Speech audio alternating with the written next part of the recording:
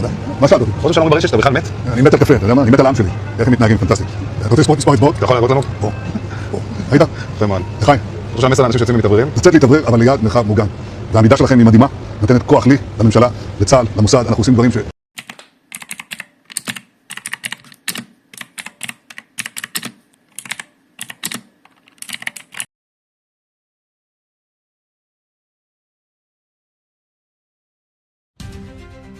मौसम का हाल बेहाल है।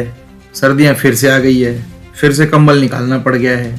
लेकिन क्या करें, काम तो काम है, काम तो करना ही है। हमारे पिछले वीडियो में हमने देखा अमेरिका कैसे अपने सारे हथकंडे अपना रहा है, चाहे वो ताकत के दम पे हो, चाहे पॉलिटिक्स के दम पे, या फिर अपनी धूर्त चालों के दम पर हो। फिर वो बॉम्बिंग करना हो, स्ट्राइक करनी हो, या कुर्दिश रेबल्स को हथियार देना हो, हर तरह से अमेरिका ट्राई कर रहा है कि ईरान को झुकाया जाए। ईरान है कि मान नहीं रहा, हर वार पे पलटवार किए जा रहा है, फिर वो बैलिस्टिक मिसाइल्स हों या फिर उसके ड्रोन्स। देखते हैं पिछले हफ्ते क्या हुआ, क्या हालचाल रहा अब तक का इस लड़ाई में। जैसा कि आप सब जानते हैं, अयतुल्लाह खमेनी के मरने के बाद बिना लीडरशिप के ईरान अब तक लड़ रहा है। तो 8 मार्च को सबसे पहले अपने अगले लीडर का चयन करते हुए ईरान ने नाम अनाउंस किया। मुस्तफा खुमैनी को सुप्रीम लीडर बनाया गया और 8 मार्च को मुस्तफा खुमैनी सुप्रीम लीडर बनने के बाद 12 तारीख को सबसे पहली बार पब्लिक आए। पब्लिक में आते ही उन्होंने इंश्योर किया कि स्ट्रेट ऑफ हार्मुज क्लोज रहेगा जब तक उनकी मांगे पूरी नहीं हो जाती, और उन्होंने अपने वॉर के प्रति पूरी कमिटमेंट दिखाई। क्योंकि पिछले 2 हफ्तों से स्ट्रेट ऑफ हार्मुज बंद था, तो मार्च 10 को अमेरिका ने जबरदस्ती इसे खोलने की कोशिश की, जिसमें अमेरिका ने अपने ताकत से 16 ईरानी माइंस को खत्म कर दिया। लेकिन स्ट्रेट ऑफ हार्मुज अब भी क्लोज है। ईरान और माइनिंग्स बढ़ा रहा है, और तो और यूनाइटेड स्टेट्स के स्ट्राइक्स के बाद ईरान ने इजराइल समेत अपने पड़ोसियों पर बैलिस्टिक मिसाइलों से हमला कर दिया। और तो और क्लस्टर बॉम्ब और व्हाइट फास्फोरस मिसाइल जैसे बैंड वेपन्स भी यूज कर रहा है वो तेल अवीव पे, जिसके कारण कैजुअलिटीज भी हुई हैं।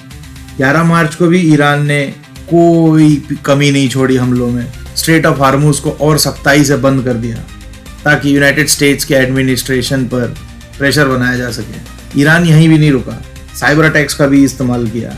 उसका ताज़ा एग्जाम्पल है जब 11 मार्च को US health care company striker, जिसका सर्वर हैक कर दिया गया।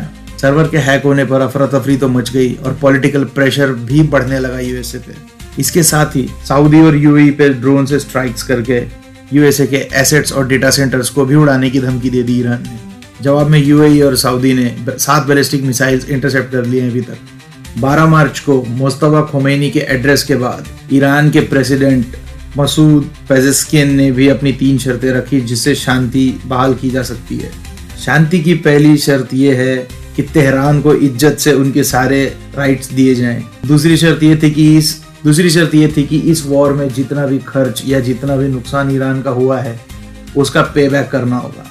और तीसरी और सबसे अहम शर्त यह थी कि इंटरनेशनल लेवल पर उन्हें एक अश्योरिटी चाहिए कि आने वाले समय में ऐसा कोई एग्रेशन दोबारा नहीं होगा ईरान पर।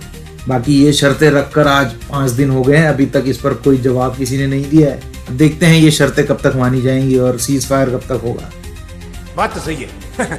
इसके बाद 13 मार्च को यूनाइटेड स्टेट्स ने अपने और ट्रूप्स और marine soldiers straight of Hormuz में तैनात कर दिए। ये तकरीबन नंबर्स में 2500 हैं। इसी डिप्लॉयमेंट के दौरान यूएस मिलिट्री का एक रिफ्यूलर इराक में क्रैश कर गया, जिसमें सवार 6 के 6 क्रू मेंबर्स मारे गए। इसके बाद यूनाइटेड स्टेट ने बड़े पैमाने पर बॉम्बिंग स्टार्ट की अपने स्टेल्थ बॉम्बर्स की मदद से। फिर वो B-2 लैंसर हो, B-21 स्पिरिट हो। यूएसए के इस बॉम्बिंग के साथ साथ इजराइल ने बड़े बड़े ऑयल रिफाइनरीज को निशाना बनाया ईरान में, ताकि ईरान की कमर तोड़ी जा सके। 14 मार्च की सुबह ताबड़तोड़ हमले से ईरान का खर्ग आइलैंड तबाह कर दिया गया। जी हाँ, ईरान का खर्ग आइलैंड वही आइलैंड है जहाँ से 90% ऑफ ईरानियन ऑयल पूरी दुनिया में एक्सपोर्ट होता है। ये ईरान का सबसे बड़ा एसेट है जो उसे पैसों से संपन्न बनाता है। इन हमलों के जवाब में ईरान झुंझलाते हुए ताबड़तोड़ बैलिस्टिक मिसाइल्स और ड्रोन्स और क्लस्टर बॉम्ब से हमला करता है यूनाइटेड स्टेट की एम्बेसी बगदाद में।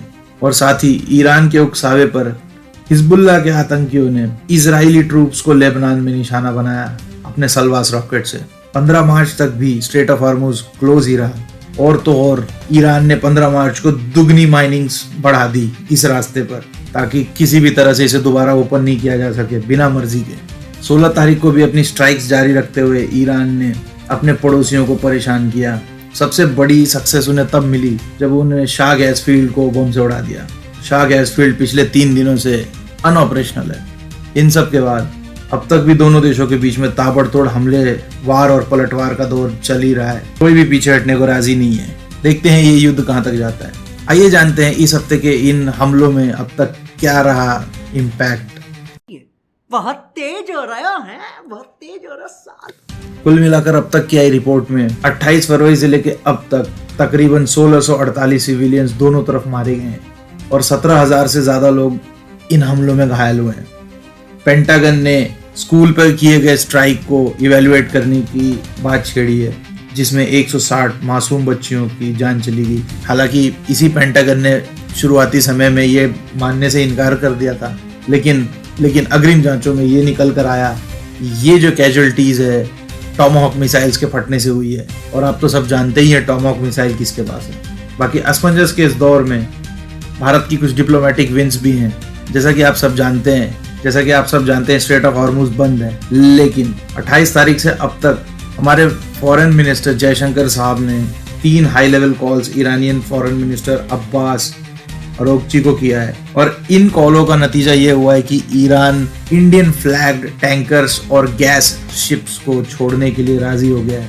और सबसे पहला ऑयल टैंकर मुंबई पोर्ट पहुंचा वो मार्च 11 को 1,35,000 टन क्रूड ऑयल लेकर। शिप का नाम था शेनलॉन्ग। और हाल ही में 2 और शिप शिवालिक और नंदा देवी, ये भी दोनों कांडला पोर्ट पहुंचे। तो जाहिर है विपक्ष चाहे जितना मर्जी शोर मचा ले, गैस और तेल में फिलहाल तो कोई कमी नहीं होगी और कोई दिक्कत भी नहीं आएगी। इसके अलावा फिनलैंड से एक बहुत ही तगड़ी स्ट्रेटेजिक पार्टनरशिप हुई है इंडिया में डिजिटलाइजेशन, सस्टेनेबिलिटी और माइग्रेशन एंड मोबिलिटी को बढ़ाने के लिए। इन सब के तहत भारतीय स्टूडेंट्स और भारतीय प्रोफेशनल जो फिनलैंड जाके काम करना चाहते हैं, उनके माइग्रेशन में ईज और इजी वीजा अवेलेबल होने की बात है। इसके साथ ही मार्च 13 को government of India, government of Haryana और वर्ल्ड बैंक के बीच में $300 मिलियन का एक प्रोजेक्ट साइन हुआ है। प्रोजेक्ट का नाम हरियाणा क्लीन एयर प्रोजेक्ट है। इस प्रोजेक्ट का प्राइम फोकस एनसीआर की हवा को साफ करने और क्वालिटी बढ़ाने में, साथ ही साथ $127 मिलियन अलग से private capital for green transportation and industry को बढ़ावा देने के लिए ऐड किया गया है। इन सारे इन्वेस्टमेंट के साथ 10,000 प्लस जॉब्स की अपॉर्चुनिटी भी बढ़ेगी। बाकी बने रहेंगे इसी टॉपिक पर आगे आने वाले दिनों का अपडेट लेके। अगले वीडियो में मिलते हैं आपसे। जय हिंद, जय Bharat. Psycho tailor signing off. Look, you see flow through the Straits of Hormuz right now. There were 5 tanker ships that went through the Straits last night, carrying liquid petroleum gas, liquefied natural gas, and crude oil. So we know flow through the Straits of Hormuz is possible. The risk is if Iran fires on those ships. A convoy flew through last night. Iran did not fire on them. Probably they made a deal with India. Top Changasi!